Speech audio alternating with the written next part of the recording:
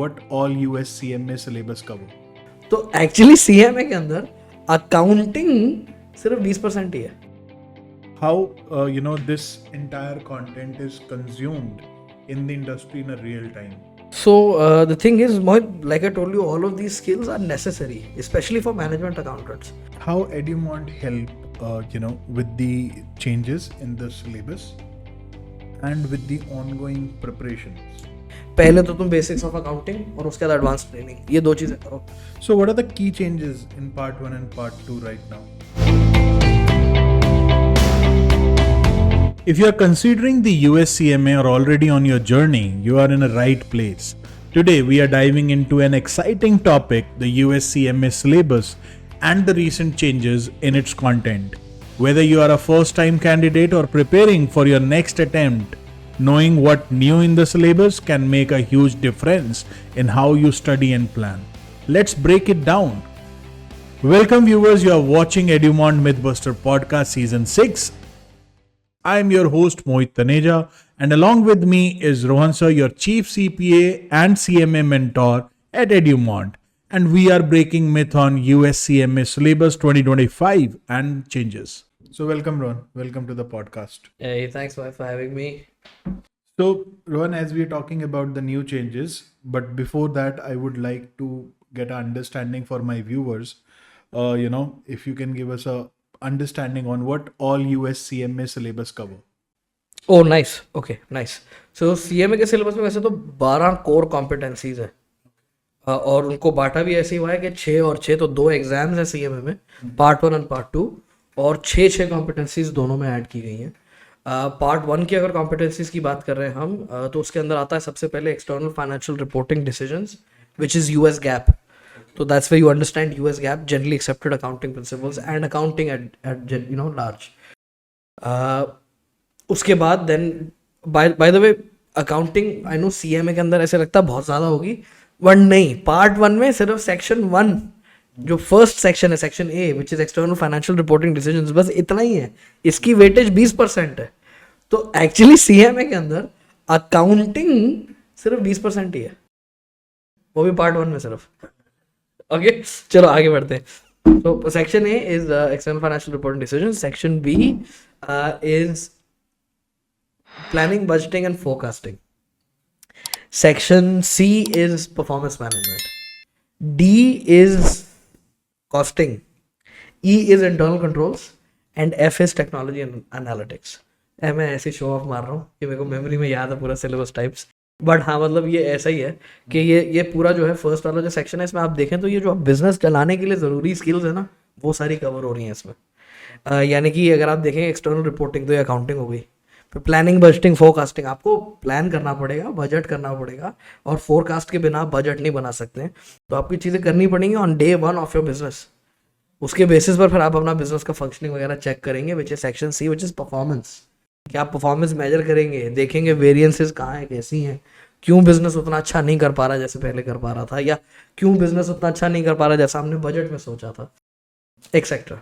And then there is beyond that is costing, which is again a very important section, right? So section D talks about costing, which is necessary for you if you want to run your own business. You have to understand how separate different various types of costs actually apply to your product, which costs to recover and which costs are going to be incurred by you and your margin.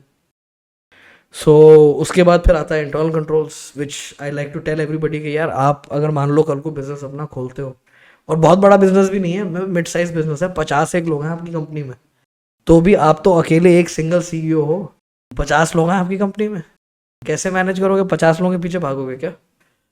नहीं भाग सकते ना, उनको process में बांधना पड़ेगा. इसे बोलते हैं इंटरनल कंट्रोल्स. वो जो प्रोसेस आप फॉलो करेंगे जिसमें आप लोगों को बांधेंगे, वो आपका इंटरनल कंट्रोल प्रोसेस है.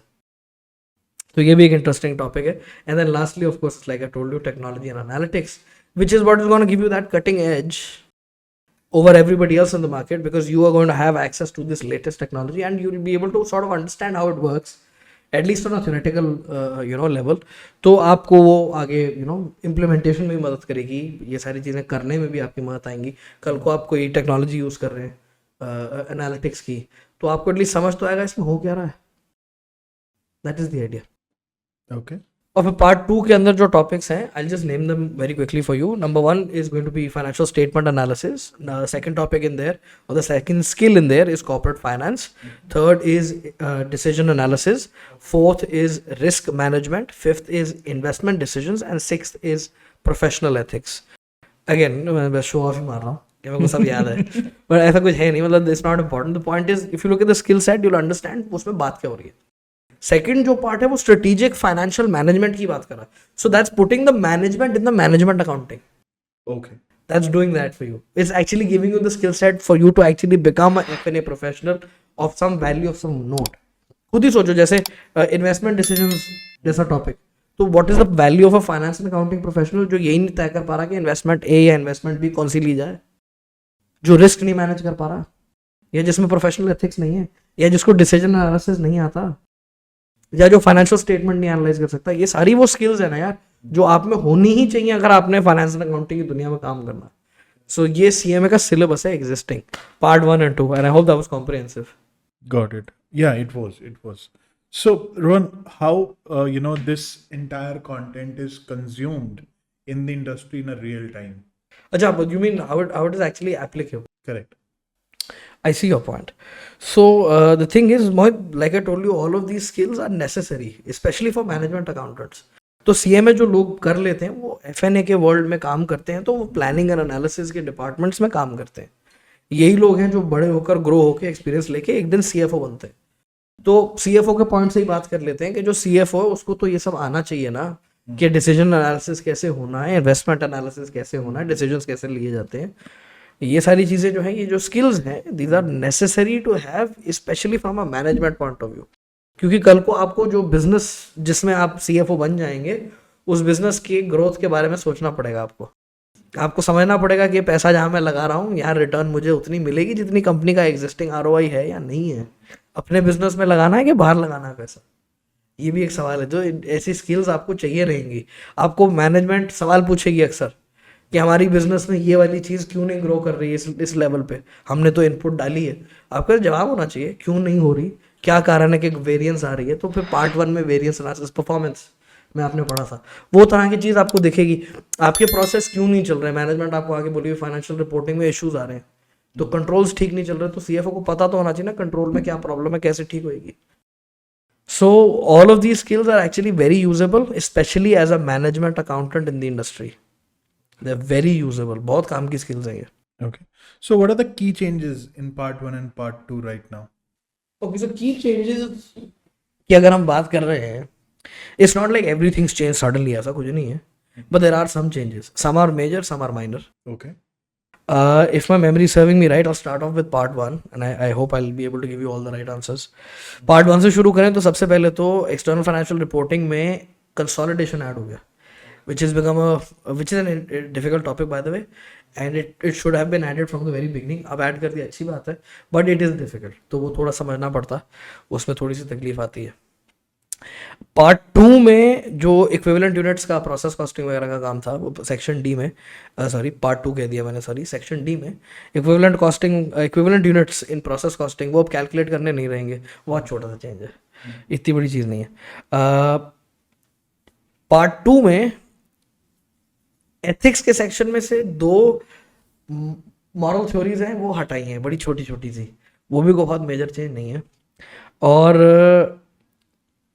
पार्ट 2 में फर्स्ट सेक्शन में फाइनेंशियल स्टेटमेंट एनालिसिस में कंपैरेटिव एफएस का टॉपिक ऐड करा, विच इज मेजर चेंज. तो आप लोग बेसिकली अगर समझो तो ये है कि दोनों पार्ट्स में एक एक मेजर टॉपिक ऐड हुए हैं और माइनर रिविजन्स हुई हैं, 1-2 छोटी छोटी चीज़ें जिसमें निकाली गई है. Okay. ये हुआ.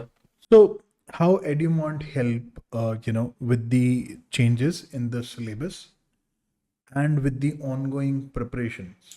भाई, as far as changes in syllabus is concerned, we use the IMA approved HAWK material. So by virtue of using that, we always have the updated material with us before it even gets applicable. जैसे September 24 में applicable हो गया, जो 25 का framework की हम बात करें, तो सितंबर के बाद से जो लोग दे रहे हैं एग्जाम, सब लोग नए विंडो के हिसाब, नए कंटेंट के हिसाब से ही देंगे. हालांकि लास्ट क्वार्टर में विंडोज नहीं है अब, तो अब एग्जाम तो अगला जनवरी-फरवरी के में ही होगा, बट जनवरी-फरवरी में जब एग्जाम होंगे तो वो लेटेस्ट सिलेबस पे ही होंगे. अब So by virtue of us having a tie-up with Hawk, that sort of works out really well for us in terms of content. Second thing is, how do we help you with prep? देखो, I understand, I realize there are a few things that are not very well explained in CMA. उसके पीछे ना कारण ये है, CMA बाहर US में आमतौर पे जहाँ की डिग्री है, आमतौर पे लोग तब करते हैं उनकी CPA हो चुकी होती है, वो अकाउंटिंग के पहले ही माहिर होते हैं. तो इसलिए क्या है कि CMA जब आप सीधा करने आते हैं इंडिया में, तो उसमें अकाउंटिंग उतनी डिटेल में सेक्शन ए में नहीं बताई गई, लेकिन टेस्टिंग हो सकती है उस डिटेल में हो जाए. तो अब ये प्रॉब्लम बन जाती है. तो हमने सबसे पहले जो स्पेशल मेजर किया वो ये है कि 2 मंथ्स का एक ग्रेडेड ट्रेनिंग सिस्टम है, जिसके थ्रू आप पहले अकाउंटिंग सीखेंगे, ताकि आपका पार्ट 1 जो है उसमें सेक्शन ए जो है वो पहले ही कंप्लीट हो. About US accounting, US account, आप यूएस गैप सीखेंगे. Correct, sorry about that. US gap सीखेंगे आप. तो आपको वो 2 मंथ्स की ग्रेडेड ट्रेनिंग है, जिसमें आप वो सीखेंगे. अब धीरे धीरे आपको समझ में आ जाएगी. जब गैप पूरा आ जाएगा तो आपको सेक्शन ए समझ में आ जाएगा पार्ट 1 का, which is the first topic. क्योंकि क्या है कि अगर वो 2 महीने की ग्रेडेड ट्रेनिंग आप नहीं ले रहे हो, सीधा ही पार्ट है कि जो नोट्स है बस वो फटाफट पढ़ रहे हो सकता है आपको आधी ज़्यादा बात ऐसी निकल जाए. समझ ही ना है, fresh graduates, specially for fresh graduates. और ये मेरे को CMA के सिलेबस में कमी नजर आती है. तभी हम एडुमॉन्ट में हमने सिस्टम ही अलग किया हुआ ना कि यार पहले तो तुम मतलब छेड़ो ही कुछ नहीं, पार्ट 1 पार्ट 2 बाद में. पहले तो तुम बेसिक्स ऑफ अकाउंटिंग और उसके बाद एडवांस ट्रेनिंग, ये 2 चीजें करो. उसके बाद बात करेंगे हम आगे की. Section B, C, D, E, F फिर वो बाद में होंगे. That is the idea. So how the people who get into the system will get onto this training material जो हम additional दे रहे हैं? So you enroll with us, we give it to you, we send it to your home. It's not a problem at all. So apart from the IMA, which is the Hawk material we are talking about, हमारा they are अपना getting some supplementary. additional content Yes. also Yes. for the US Gap training जो आप बता रहे हैं. Yes, there's a printed book. Okay. It's a physical printed book that we'll be sending to you. That will sort of add a lot more than what is already just given there in the notes. It'll be more detailed, more deliberative, and you'll be in a position to understand it well because you go through a 2-month special training. तो ये complimentary, मतलब इसका कोई charge वार्ज नहीं है.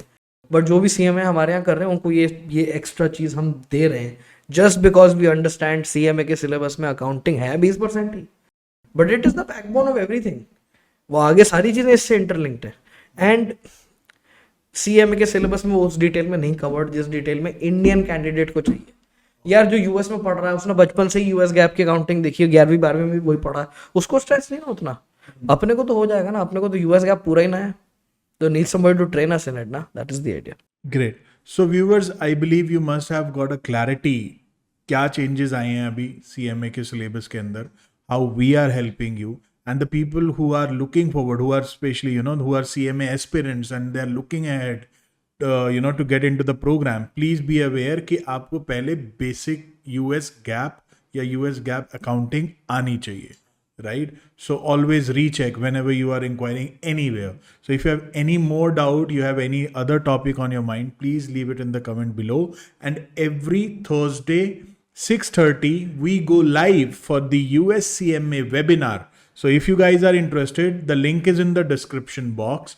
You can visit our website, you can visit that link and register yourself for the webinar. Yes. And as always, please do like, share, comment, subscribe.